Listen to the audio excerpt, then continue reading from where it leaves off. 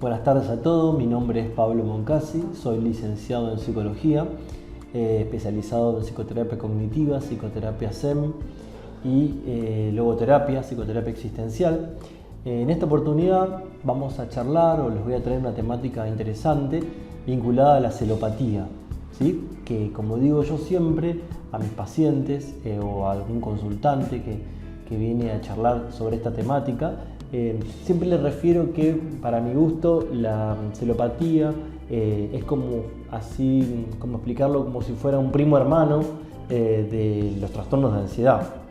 Y bueno, como veníamos hablando en los videos anteriores, para volver a recordarlo, cuando hablamos de trastornos de ansiedad nos vinculamos con emociones donde prevalecen los miedos, el exceso de pensamiento, y todas estas cuestiones determinan justamente trastorno de ansiedad. La celopatía se la vincula con una emoción que puede llegar a ser cegadora para algunos de los dos integrantes de la pareja, con consecuencias insospechadas que pueden tener una consecuencia violenta en muchas cuestiones de agresividad y muy negativas, ¿sí?, para el vínculo afectivo. Como hemos hablado en algunos otros videos sobre los pensamientos obsesivos, ¿no?, que tienen que ver con pensamientos recurrentes, que yo siempre digo que son como cuchillos que entran a la cabeza y lastiman la psiquis. Bueno, de alguna manera la celopatía, como patología, tiene que ver justamente con pensamientos recurrentes todo el tiempo en relación a la pareja amada, ¿sí?, a perder esa pareja. Se lo vincula y se lo relaciona mucho con severos trastornos en cuanto a la autoestima y en cuanto a la inseguridad. Muchas veces estos pensamientos obsesivos tienen un origen, una etiología de una percepción errática, ¿sí?, de algo que no es real en relación al integrante de la pareja. Cuando los niveles de celopatía son muy profundos, son muy graves, ¿sí?, se lo vincula mucho con trastornos de tipo delirante, con subtipos de trastornos psicopáticos en el control de los impulsos, en niveles de agresividad, en situaciones en donde se la vincula, tiene comorbilidad, que nosotros en salud mental lo hablamos en conexión, con trastornos de la personalidad y que necesitan ser tratados y necesitan ser diagnosticados por profesionales especializados en la temática. Yo siempre hago referencia que cuando empiezo a elaborar con el paciente que toma conciencia de esta situación y que lo puede compartir y que decide tratarlo porque tiene conciencia de enfermedad, que es el primer punto para poder tratar estas temáticas, ¿sí? Para poder solucionar un problema, primero hay que tener conciencia de que uno tiene el problema. En ese punto yo siempre lo divido de dos maneras, la celopatía. Yo diría que es una celopatía de tipo A y de tipo B. Cuando hablamos de la celopatía de tipo A, más que nada hago referencia a todas las personas que piensan, la otra persona va a ser más linda que yo, va a tener más plata que yo, va a ser más inteligente que yo, va a tener mejor relaciones sexuales que yo. Y esto tiene que ver básicamente con una cuestión, una autopercepción de inferioridad, con un nivel de baja autoestima, ¿sí? En donde hay que trabajar y hay que armar un protocolo puntual para reformular y resignificar todos esos pensamientos disminuidos que tienen sobre uno mismo. Por otro lado, la celopatía de tipo B se vincularía más, hablando vulgarmente lo que yo le explico a los pacientes, al síndrome de cola de paja, como digo yo, que tiene que ver con un mecanismo de defensa que es la proyección, que se relaciona justamente a pensar en el otro, a proyectar en el otro mis propias inseguridades o las propias cosas que no tengo yo resueltas.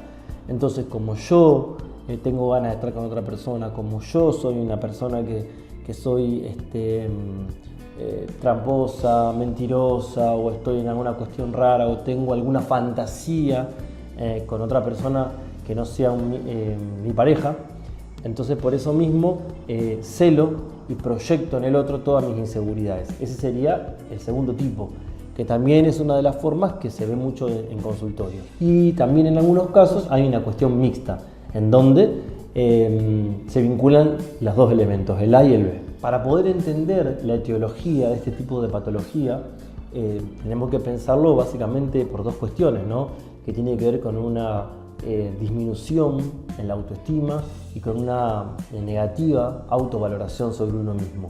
Y yo siempre digo que hay dos cuestiones, ¿sí? Por un lado, hay que remontarse a las primeras etapas de la vida, ¿sí? Las situaciones traumáticas infantiles, como habla la corriente psicoanalítica, en donde podemos encontrarnos con padres pocos valorativos de las virtudes de sus hijos, chicos que no han sido sostenidos, que no han sido estimulados adecuadamente. Entonces nosotros vemos en consultorio, cuando rastreamos y cuando charlamos sobre estas temáticas, estos tipos de síntomas, sujetos que han presentado este tipo de vínculos paternos.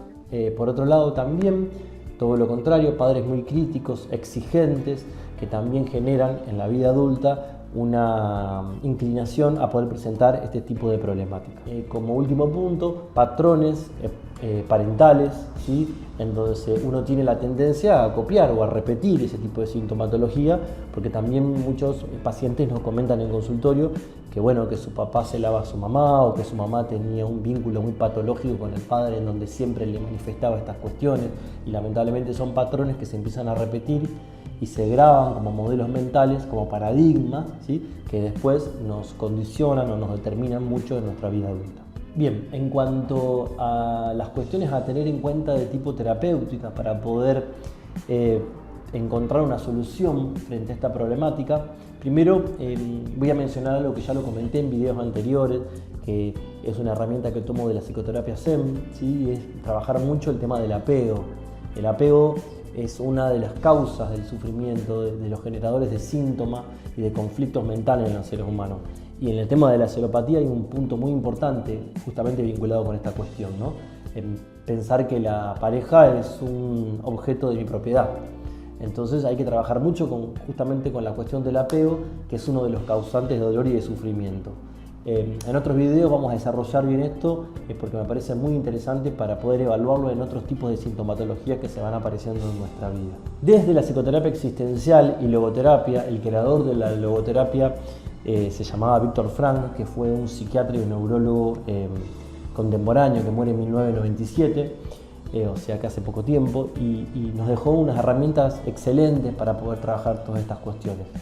Él hablaba, ¿sí? En Nueva York, como ustedes saben, está la Estatua de la Libertad, y él decía que no hay libertad sin responsabilidad. Entonces él decía que al frente de la Estatua de la Libertad tendría que estar la Estatua de la Responsabilidad. Y en estos casos, yo por lo menos lo trabajo mucho con estos tipos de pacientes que sufren esta problemática, el tema de usar su libertad con responsabilidad. Y cuando se pueden conectar esas dos cuestiones tan trascendentales y tan fundamentales, empieza a disminuir mucho todo lo que tiene que ver con sus pensamientos obsesivos, empieza a disminuir mucho todo lo que tiene que ver con las reacciones y con todas las dudas y problemáticas y las fantasías irracionales. Cuando empiezan a manejar de otra manera y cuando se pueden posicionar desde otro lugar en relación a su impulsividad, ¿sí? Yo siempre les digo, vos sos libre de hacer lo que quieras, pero también está bueno ser responsable. Y ahí entra en juego mucho el concepto de la confianza.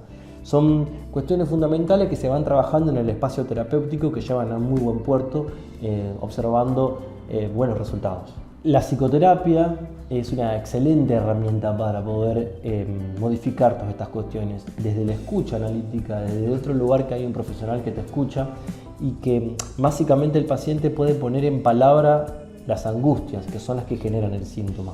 Cuando una persona que padece una problemática puede poner en palabra las angustias, esa sintomatología gradualmente comienza a disminuir. De todas formas, y por eso yo siempre insisto con la necesariedad de poder acercarse a lugares y a profesionales especializados en diferentes temáticas, por ejemplo en este tema, en esta cuestión puntual, es importante poder hacer un buen diagnóstico diferencial y evaluar la necesidad de una interconsulta con psiquiatría, porque a veces los niveles de delirio o de pensamientos obsesivos en relación a la celopatía son tan severos y tan profundos que necesitan y requieren de una evaluación psiquiátrica para poder determinar puntualmente, ¿sí?, este desfasaje en la conducta que está generando tanta alteración.